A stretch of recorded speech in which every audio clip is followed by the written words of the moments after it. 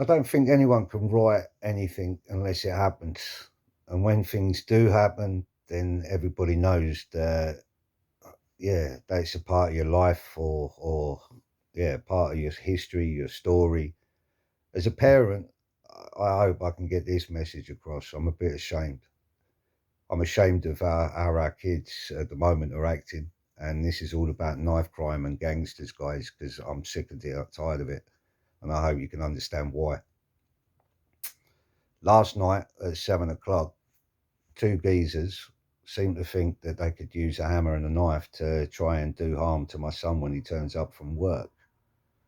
Now, my son's into music and always has been, and he's been one of these that if something's wrong, he'll back you. It's called respect.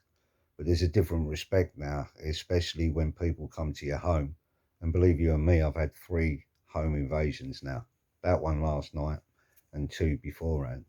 7 black youths, and the other group was white and Asian. Now, I'm not being funny. When is enough enough? I don't think, I think as a parent, we all agree we would hate to see our kids being killed or sent to prison. And the unfortunate thing is, we say that we have to lead by examples, which I've been in contact with all knife crime and all these people that are meant to be there to help. And the unfortunate thing is, they say I've got to lead by examples. I've tried to explain to people, but then when they get to 18, you're held responsible for your own actions. How do you teach right from wrong when loyalty is a totally different thing for these kids? And when I mean different, it is nothing like I was as a kid, and I'm 50 years old. Respect, you had to earn it, but it's a different kind of respect now, especially when you've got people that are dying or going to prison for stupid mistakes. Now, I'm not being funny, but what do? 3 home invasions. I've got to bite my lip, and unfortunately, I've got to let actions be actions because the police see the crime, not the mind. And the unfortunate thing is, they're willing to actually let the kids actually do harm in order that, yeah, one day they can get people off the streets. When is enough enough? I don't know what half of these kids get on or get up to. I mean, behind closed doors, we don't know what happens. But the unfortunate thing is, I know certain values, especially from what I've tried to teach, that I know that when someone's in danger, I know my son will try to protect. But the problem is, loyalty only goes so far. And like I said, when is enough enough? How do you resolve something when all you see is that the police diminish responsibility, their hands are tied? I mean, come on, guys. What, as a community, this is happening all over the country. Not just in this country, Scotland, Wales, Ireland, Northern Ireland. You've got other countries that are having the same shit. How do you resolve something when actually most parents are left to their own devices?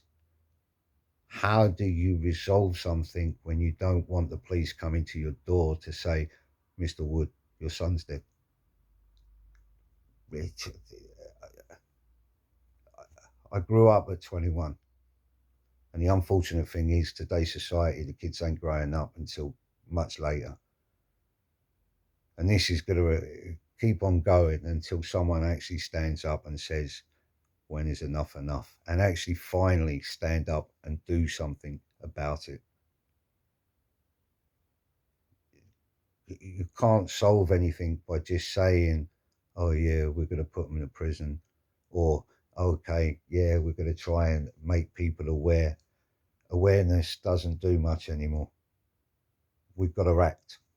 And if you don't act, then your child has a potential to be killed just for walking down the street, or because of the postcode that he comes from, or because of the people that he hangs about with.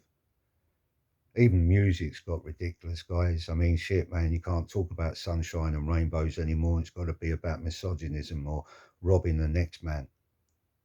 How do you learn a lesson when music today is actually causing all that grief. It's actually causing people to hate each other.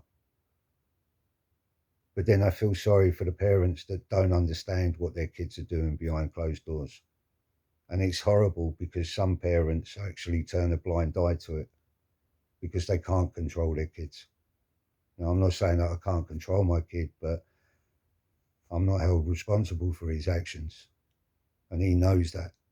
But the problem is, I have to let him run the course at 18, well, at 21, sorry, to actually solve things himself.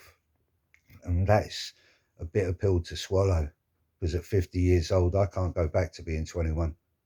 And believe you and me, I think I could say this I could be a worse cunt. But how do you solve it, guys? How do you solve that when people are misdirecting, lying, bullshitting, and actually playing you for a fool, or there's drugs involved, or I'm confused. How do you teach right from wrong when actually society really splits up, divides you, and you're left to your own devices to lead by examples? You can't lead by examples unless you physically put something in play to actually make people learn that lesson. Or are we willing to just let people kill each other and let that's it? Because it just escalates. It's like a domino. It'll just, once you push one domino down, the rest will fall. But then enough is enough, isn't it? How do you get enough is enough? Or how do you solve that enough in order to get people to just have an ease? Because otherwise we're going to keep on seeing people being killed. After last night's escapade, I'm not being funny, but I'm on edge. Simple. But if that happens again, I'm prepared. That's the worst thing because I've got to protect my son if anyone comes to my house and actually tries to do harm. That's the horriblest thing ever. But then the police have told me that I've got to be controlled in my manner, in how I do that. Mentally with PTSD, going blind severely, I'm sorry, but I would do everything in my power to protect my family, same as any man, within reason.